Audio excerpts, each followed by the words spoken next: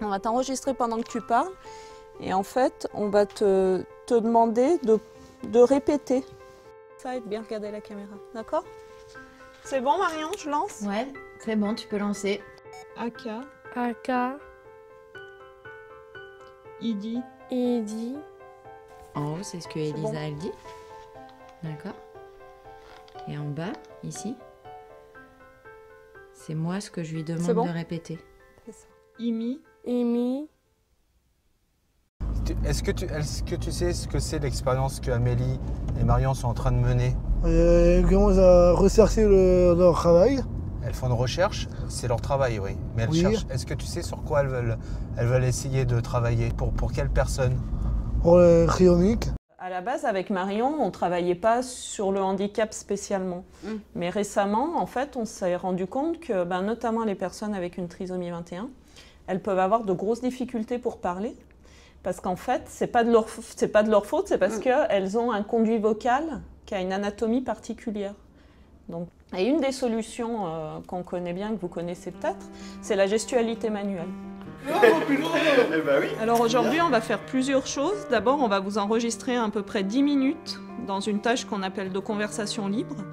Du coup, comme c'est pas toujours facile de discuter quand on se connaît pas, on a fait des petites cartes de conversation. Communiquer, c'est communiquer pour parler, tu vois. Ok. Parler, réfléchir dans la tête, poser des questions. Par exemple, regarde-moi, moi j'ai des questions. D'abord, j'ai mes neurones qui arrêtent le cerveau, qui descendent sur la bouche. Communication. Alors, on va jouer un petit jeu, Eva Lune. Alors, on va regarder des petits bonhommes et on va essayer de se souvenir de leur nom. Est-ce que tu peux me montrer le pata? C'est lequel?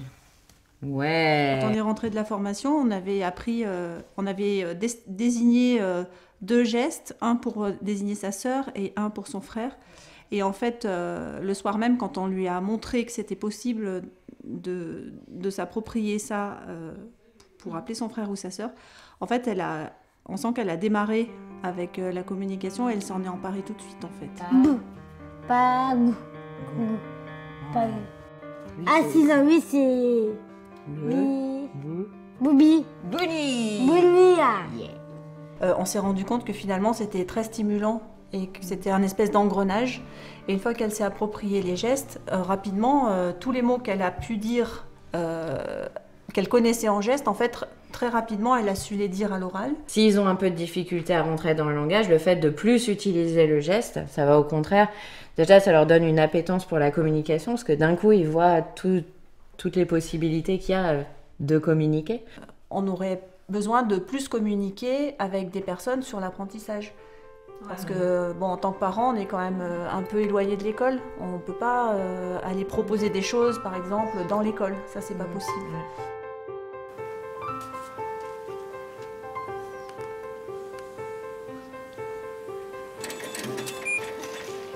Parce qu'on parle vite. Du fait qu'on parle vite, on a plein de choses à dire.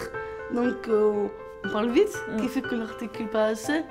Donc le secret de tout ça, c'est le temps en fait. Il faut nous consacrer plus de temps en fait pour plus nous comprendre. C'est vrai qu'il faut faire des recherches pour mieux comprendre d'où ça vient déjà.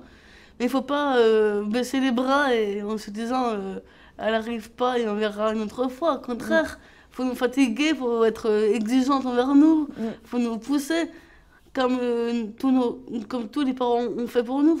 Dans le monde adapté, que ce soit les actes ou le foyer ou le sport adapté, oui, quelque part, on peut dire qu'on nous enferme sur l'handicap, sur l'autonomie, sur... ouais, il faudrait sortir de tout ça, en fait, tout simplement.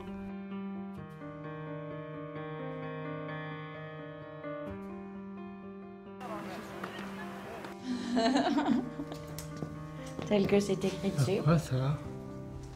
Quand je parle, du coup, il y en a plusieurs des fréquences. Il y a des O et aussi des A et aussi des A. D'accord? Est-ce que tu connais d'autres gestes avec tes mains?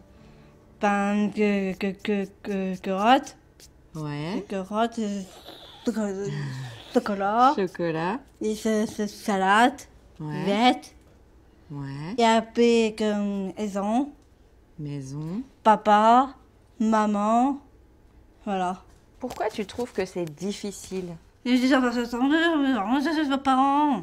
Des fois, il y a des choses que tu as envie de dire et t'arrives pas. Oui. Tu aimerais bien qu'il y ait plus de gens qui connaissent les gestes? Oui. Ça t'aiderait, ça? Ouais. Ça, c'est quoi? Verte. Verte. Verte. C'est ça. Verte. Ouais, c'est bien. C'est verte. C'est que Émilie et Marion, elles essayent de trouver des solutions pour que vous arriviez mieux à être compris et à dire ce que vous avez envie de dire. Parce que Elisa, elle a beaucoup de mal à exprimer tout, en fait. Donc là, que quelqu'un vienne la voir et lui pose juste la question de comment elle peut s'en sortir, et ben déjà rien que ça, quoi, c'est du positif, quoi. Il y a encore plein de préjugés sur les personnes trisomiques qui doivent suivre un certain chemin et avancer d'une certaine façon. Donc voilà, on a besoin de montrer qu'ils sont autrement capables.